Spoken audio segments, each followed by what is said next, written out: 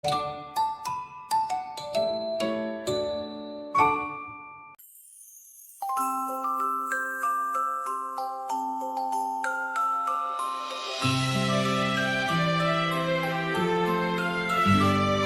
sa Barbanya, kahariang puno ng hiwaga.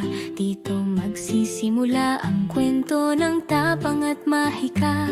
Makinig sa awit na magbubukas ng bawat lihim, at kilalanin ang mga tauhang haharap sa dilim. Si Haring Fernando, hari ng kahariang Barbanya, hari ng katarungan, sandigan ng kanyang bansa. Pinakamamahal na asawa ni Reyna Valeriana, sa kanya nagugat ang kwento ng Adarna.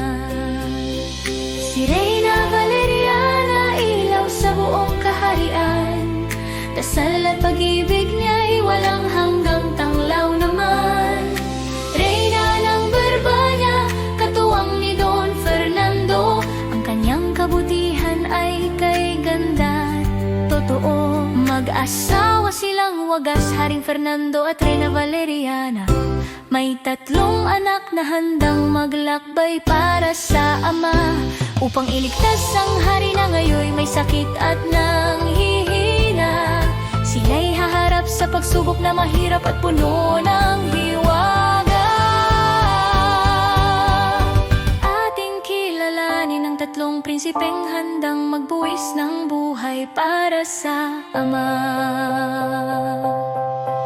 Si Don Pedro, panganay na lakas ang panata, ngunit inggit at paghahangad ang lihim na dala. Unang nagtangkang tapusin ang pagsubok na mabigat, ngunit puso'y nagkulang sa tunay na tapang. Si Don Diego, pangalawang malambing at mahinhin, ngunit sa oras ng panganib loob niya'y mahina rin. Nais tumulong ngunit di kinaya ang hirap, sa bundok Tabor puso niya'y napahamak. Narito ang bunsong Don Juan, pusong dalisay, tapang at kabutihan niya'y tunay na walang kapantay. Sa Piedras Blancas natagpuan ang Adarnang makulay, at tibay ng loob niya'y siyang naging tagumpay.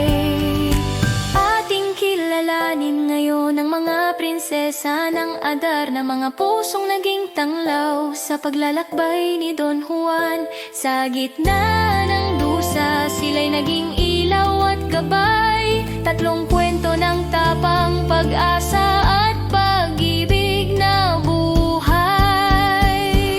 Si Prinsesa Leonora, tapang ang tangan, sa dilim ng balon pag-asa'y di iniwan. Puso niyang matatag, may awit ng paglaya, siya ang unang sinag sa dusa ni Don Juan. Si Prinsesa Juana, wagas ang tinig niyang malinaw, awit na pumapawi sa gabing mapanglaw. Pangunawa niya'y tanglaw sa bawat paglalakbay, tulad ng umagang sumusunod sa gabing madilim. Si Maria Blanca, diwata ng talino't hiwaga, tumulong kay Don Juan laban sa araw ng pagsubok. Matalino, mapagmahal, sa laban ay kasama, sa kanya natagpuan ni Juan ang tunay na tadhana.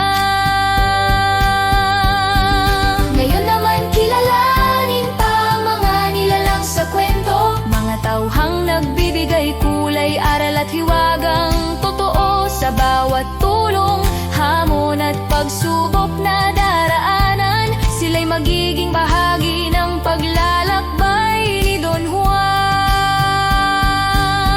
Ang mga ermitanyo, kabay sa gitna ng dilim, sa kanilang payo si Don Juan ay tumatag, naging magitin. Ang leprosong matanda, sugatan ngunit totoo, nagkaloob ng aral na hihigit pa sa ginto. Ang mangga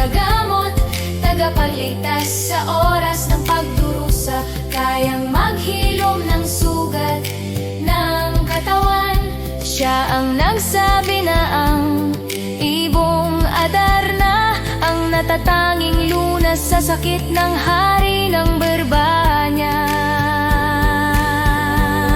Ang higante unang bantay na nagtatangkang humarang, lakas niyang marahas kay hirap labanan. Ang serpiente bantay ng hiwagang malalim, pitong ulong nagliliyab, hirap na patahimikin. Ang lobo nilalang na nagbigay tulong sa gubat, sa kabutihan ni Juan naging tagapag-ingat. Ang agila tagahatid sa langit ng pag-asa, nagtawid kay Juan sa lupang napakalayo pa. Si Haring Salermo, hari ng Salamangka at kapangyarihan, nagbigay ng pagsubok na tila walang katapusan. Ang ibong Adar na himala sa himig na kay tamis, awit nitong makapangyarihan ay lunas sa sakit. Pitong anyo't kulay ang kayang ipamalas, sa bawat huni taglay ang hiwagang di matatawaran. Sa bawat patak ng dumi nitong may sumpang mahigpit, sino man ang tamaan ay magiging bato. Sa Piedras Platas, puno ng pilak na kumikislap, doon na mahinga ang Adar ng kay hirap matagpuan.